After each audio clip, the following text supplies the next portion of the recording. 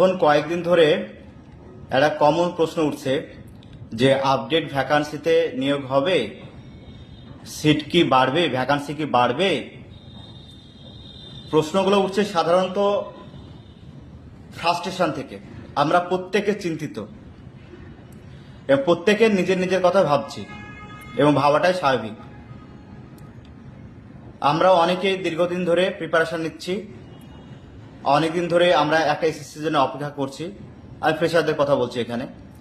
তো ফ্রেশারদের মধ্যে আমরা অনেকেই অনেকদিন ধরে প্রিপারেশন নিচ্ছি, একটা এসএসসির জন্য অপেক্ষা করছি। সেখানে যদি এসএসসিতে চাকরি না পাওয়া যায় সেটা কষ্টের। আবার এমনও অনেকে আছেন যারা এসএসসিকেই টার্গেট করে বসেছিলেন, সেখানে যদি ব্যর্থ হয় তাহলে কষ্টটা অবশ্যই অনেক বেশি। অনুরূপভাবে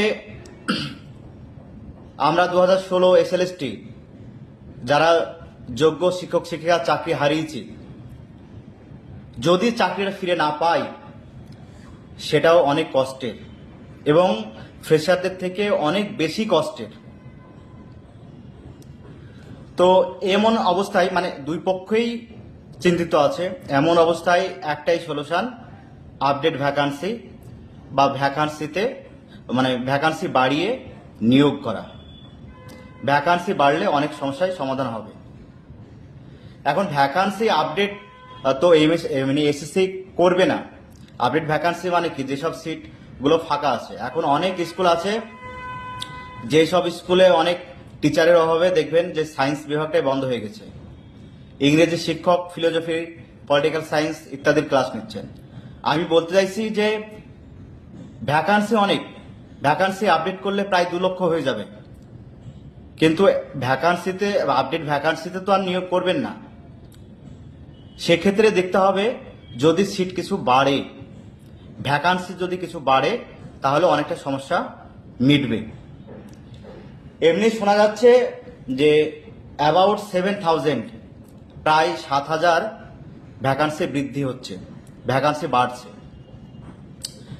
যদি সত্যি সত্যি 7,000 ভ্যাকান্সি বাড়ে তাহলে কিন্তু অনেক সমস্যাই মিটবে, তাদের দুই পক্ষেরই লাভ। কিন্তু যদি এই ভ্যাকান্সি না বাড়ে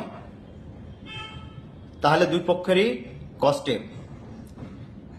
এই ভ্যাকান্সি না বাড়লে অনেক যোগ্য শিক্ষক শিক্ষিকা যারা চাকরি হারিয়েছেন অনেকে কিন্তু চাকরি ফিরে পাবেন না। কথাটা শুনতে খারাপ লাগলেও এটাই বাস্তব।